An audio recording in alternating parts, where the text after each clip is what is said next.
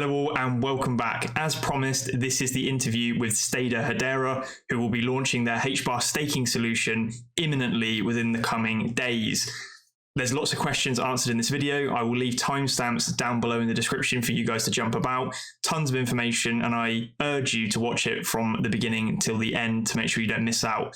I will be posting lots of videos on the platform as soon as it drops, as well as tutorials on how to get your HBAR from the exchanges to Hashback and then from Hashback into the platform. Anyway, please make sure you're subscribed for those future videos. I'll let you enjoy the video. Cheers. Thank you for sort of having this call with me. Just fire out some questions, probably something that you've answered a million times now, 𝗟𝗚𝗡𝗦. No worries. Across the different sort of calls and that. I think one of the things that a lot of people are interested in at the moment as well to do with the platform is the 1,000 HBAR staking limit per transaction. I wondered if you could just give a bit more insight as to why that's happening in the early stages of the platform. Yeah, sure. Great question, Dan. And happy to answer that. Essentially, whenever we deploy a smart contract, there's always the risk of sort of unknowns, right? So you create a smart contract, you test it in the test net, you kind of monitor all the interactions, etc., right? But whenever you deploy it on the mainnet, there's always that little risk that something might go wrong, right? And that's really why we want to limit the impact for the first 3 or 4 days while we monitor each transaction, right? So Gotcha. It's not so much of a security risk, or it's not so much of an overall contract risk, but it's like each transaction, and some of those transactions might hit an edge case, which might cause a little bit of a problem, right?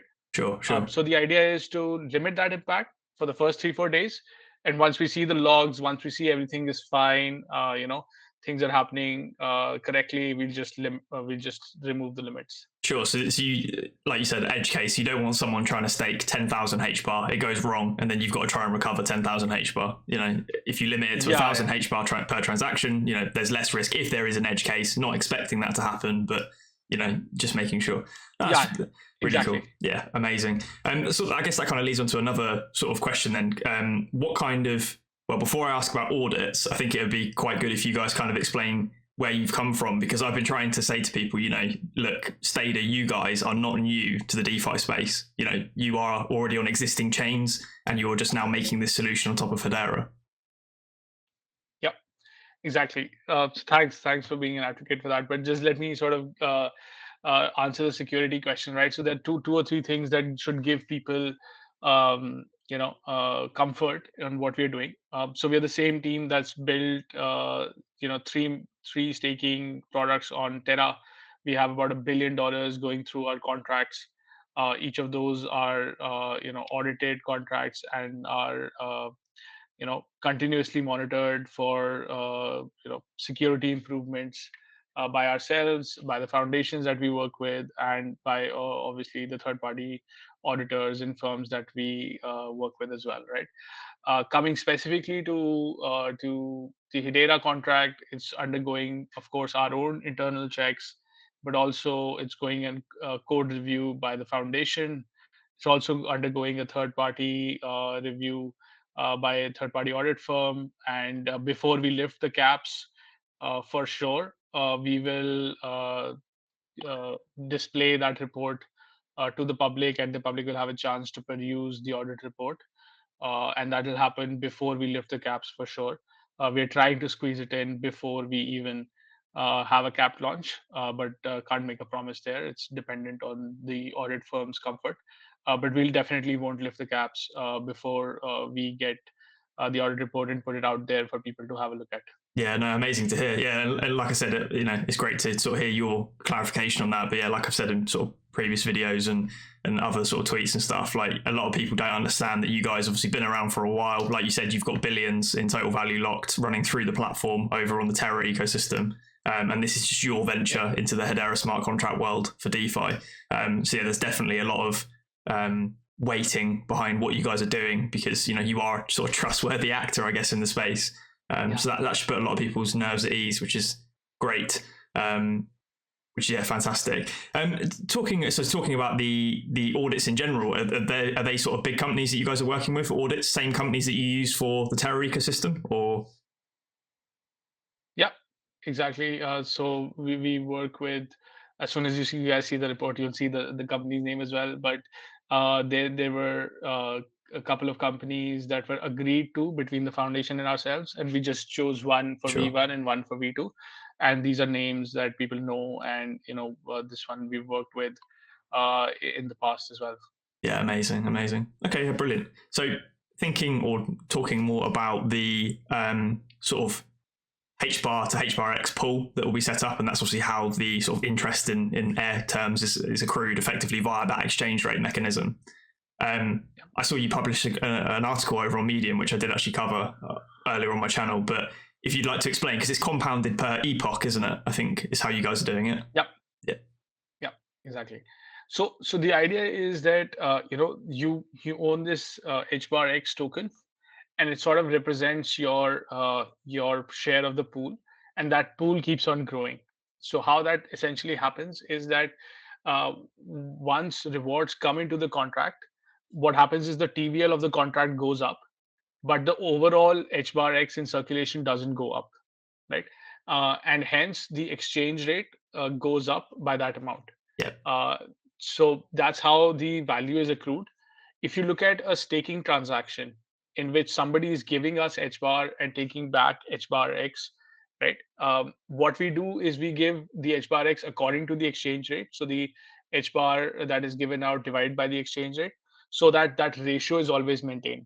Yeah. Right? And similarly, if somebody in the future wants to burn HBARX, we will give them the equivalent amount of HBAR, which will be HBARX into the exchange rate. Right. So that ratio always remains the same, except for when the rewards are added. And because rewards added will always be non-zero, so that ratio will always keep on increasing slightly. Yeah, no, fantastic. Yeah, like I said, sort of amazing to hear. And then, yeah, like you said, you guys have got different reward allocations based on total value locked metrics, haven't you? Yeah. So yeah, and that's also interesting. Maybe I can take like 30 seconds to talk about that. Right? Yeah. Yeah. So because if you look at how it's kind of pricing for a market, like if you look at in the traditional finance world, if you look at bond markets, right, there's always this percentage yield that has to be defined that equalizes the market at the issuance of a bond. Think of it similarly, right? In a ecosystem which is more mature, where people are already used to the validators giving back certain amount of percentage, people can adjust their sort of expectation along that. But in Hedera, we are kind of starting this up, right?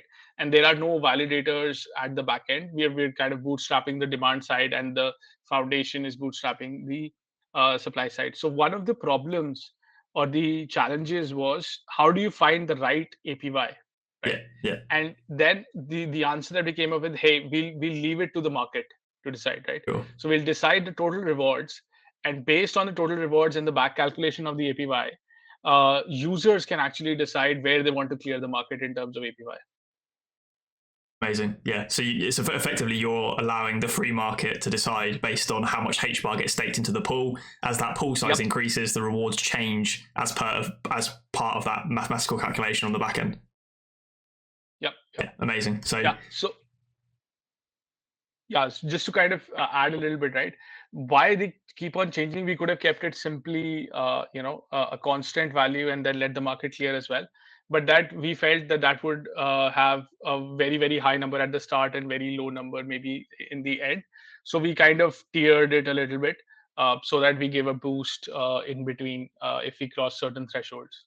Yeah, amazing. Yeah, and you guys mentioned as well, obviously in some of the tweets you've put out, the early adopters of the platform are the ones that will benefit the most, rather than being a later adopter.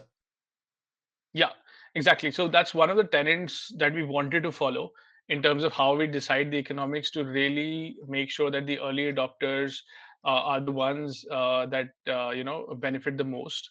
And how that essentially happens is through auto compounding. So think of you staked 100 HBAR and you got like 2 HBAR as a reward on day one. Now that whole 102 HBAR that you own will participate in the rewards for day two. So as you can see, the earlier you stake, for every epoch, the share that you'll have keeps on increasing a little bit, Yep. and hence your rewards get compounded. Yeah, definitely. Talking about the auto compounding and the epochs, were they 24-hour periods? Was that the auto compounding period? Yeah. Okay. Yeah.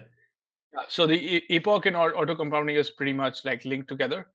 So to start off with, the epoch will be 24 hours. Cool. Awesome. Yeah. So for everyone sort of, I guess, listening in, it's just, 100 HBAR gets staked effectively, like you said, say 2%. So it's 102 on day 2. And then every 24 hours after that, the compounding period puts that HBARX back in effectively. And it compounds from there every day. Yeah. And it's 2% per day. So overall, it's from an APY perspective, it's very, very large.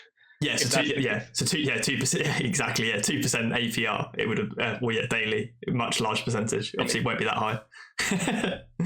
No, amazing. Yeah. I wanted to touch on as well. Obviously, you guys, I think I remember sort of asking you this question on Twitter Space when you guys hosted one, which was brilliant. But obviously, phase 1, I guess we call it phase 1 of the launch. Effectively, there's no unstaking feature; it's staking only. And obviously, you commented saying that that's because the mechanisms for unstaking, obviously, and building those pools are a little bit different than setting up them initially, which is completely understandable. In the meantime, it's something that I've kind of mentioned on a few of my videos and to sort of people in Discord servers, is that will you look to support decentralized exchanges before the unstake period arrives? And the reason I say that is because that effectively then gives people a way to trade their HBARX tokens for another token without having to wait for an unstake feature to arrive, if that kind of makes sense. So it's not bypassing your unstake feature, but it allows people to exit if they have to or want to ahead of that July window. Yeah, no, absolutely. Right. So we're happy to set up pools on DEXs. In fact, I did talk to Swap as well. Amazing. I know that they're building a DEX, but they're a few weeks out. So happy to support liquidity there. Like we've mentioned before, it's more of a technology constraint or just a timeline for development. We just wanted to give folks who are who have been kind of waiting for this, at least according to what we've heard from the community and from the foundation. We just wanted to give them their rewards as soon as possible. So that's why we split it up. Completely agree. And I think you guys have made the right decision, as I think 𝗟𝗏𝗦 said as well. People are really impatient on Hedera at the moment, and you guys are realistically speaking, you guys are the first sort of DeFi project to go live in the space. So people are seriously waiting for the platform. But it's great to hear that, like I said, you guys are speaking with these DEXs, because say the DEXs come in 4 weeks' time, that takes us out to say May. And then if you guys do have pools on these sort of DEXs and you can trade your HBARX, it just gives people that other exit, I guess. They don't have to wait to June, July if they don't want to. They could just say go and trade it for the native source token over on SaucerSwap, and someone else could buy up the HBARX, because that's what it is, right? It's a permission slip effectively to own the underlying HBAR. That's what the HBARX token is. Yep. Exactly. Yeah. Amazing. Talking about the sort of platform in general, then obviously I'm now thinking several weeks, if not months ahead. After the original, obviously HBARX pools are defined, what other features have you guys kind of got in the pipeline? Are you sort of thinking about maybe other sort of liquidity pairings or other sort of features that you guys provide over on the Terra Luna ecosystem? Are you interested in bringing those over to Hedera, or? Yeah, absolutely. Right. So I think from let me just kind of divide this into core staking products and then sort of features around that. So core staking products, of course, we're launching with HBARX. The first and first thing that we'll try and do is like complete that. So complete V1, V2. Then we're also thinking about launching a plain staking product for people, for whatever reason, who don't want token exchange, or who have like cold wallets that don't support HTS tokens, or will not in the future as well. So that's also in the pipeline. Third, of course, working with DEXs to create as many pools as we possibly can, depending on what we think are relevant tokens at that time. And this is a continuous process. It will continue even after our product is pretty stable.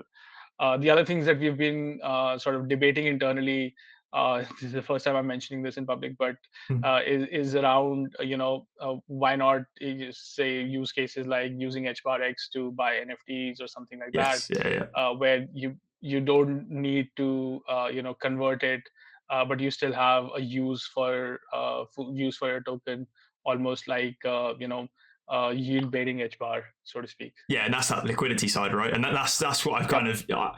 So I'm glad you guys are kind of have the idea, because, like I said, that's what I've been putting out in the videos on my channel. Is, the potential for this liquid token. The reason it's so powerful is that it's not completely locked away in the pool. I could say you integrate with SourceSwap. I could go over to SourceSwap and trade that for some source tokens, for example, or I could go Yep. onto like 𝗬's marketplace or 𝗟𝗚𝗡𝗦 and buy a bunch of NFTs of HBARX. And it's this is completely perpetual cycle then that HBAR is perpetually earning rewards, but I could also Yep. use it in a liquid way without having to remove it from the pool.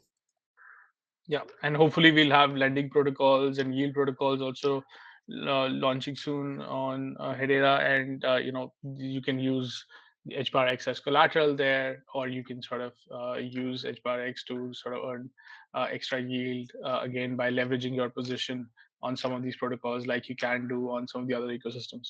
Yeah, amazing. So talking about sort of Stader in general, was looking at the SD tokens for the Stader token. Obviously, that at the moment, that's currently an ERC20 token, if I'm correct.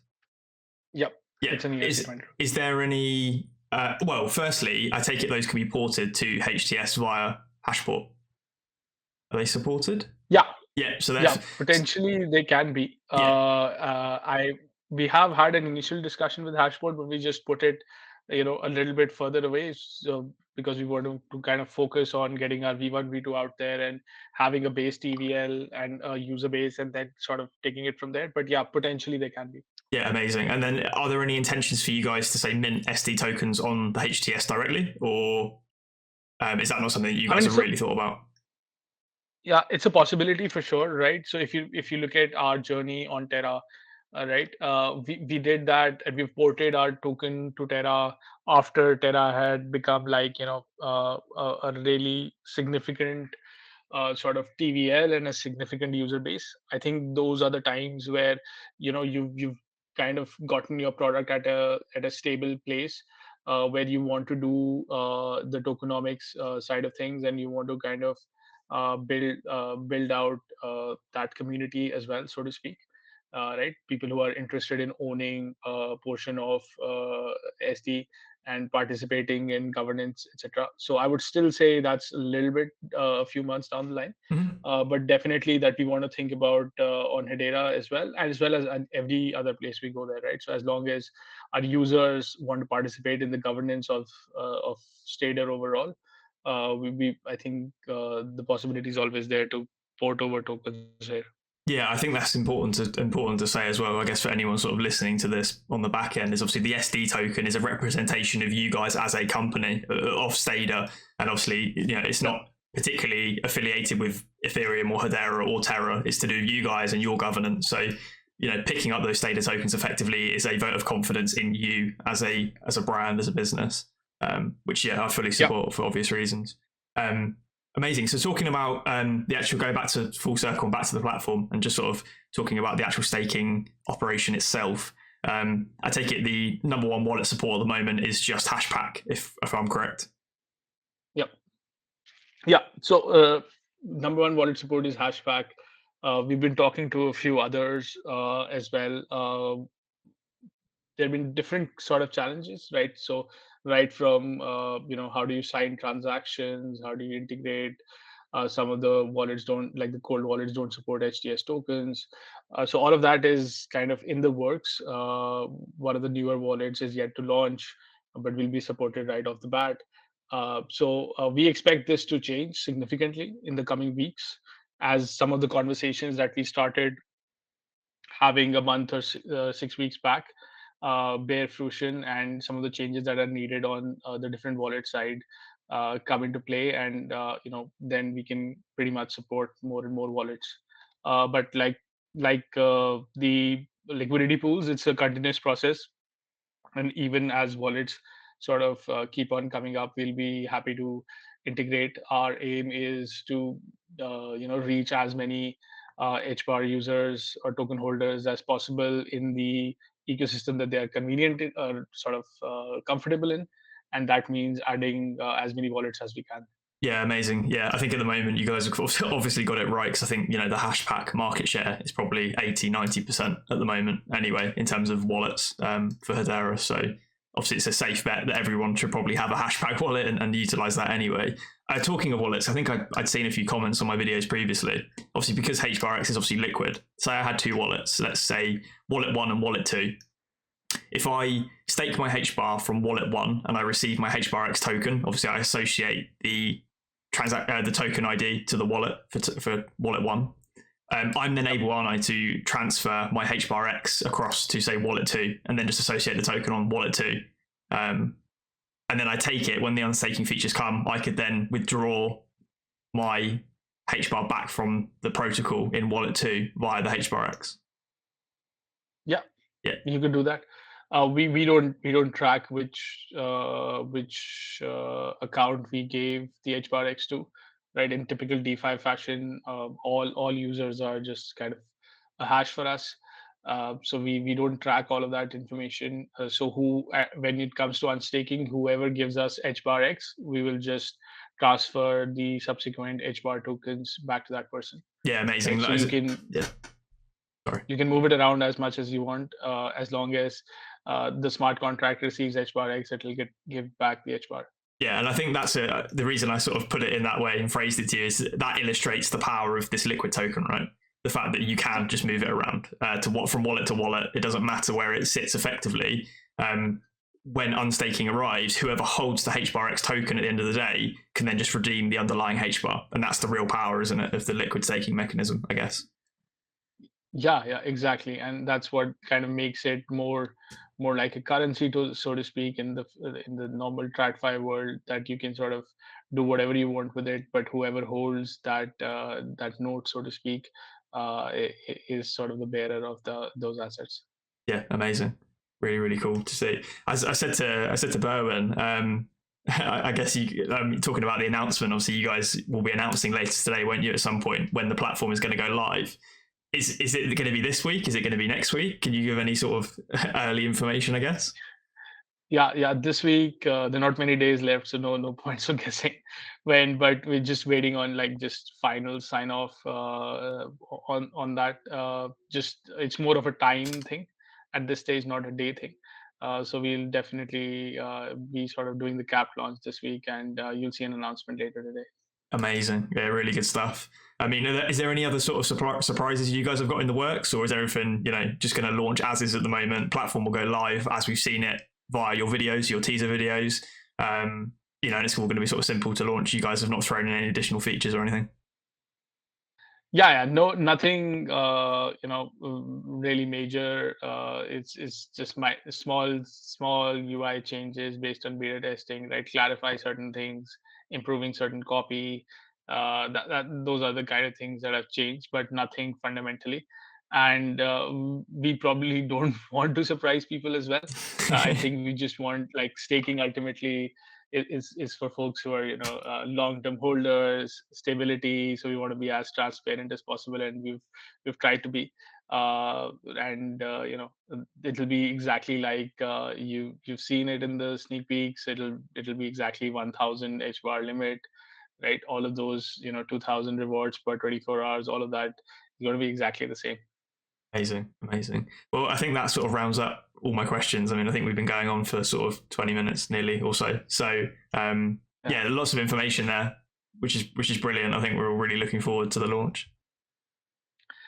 Yeah, no, thanks for speaking with us, and to the community, thanks for kind of tuning in and again sort of listening to us.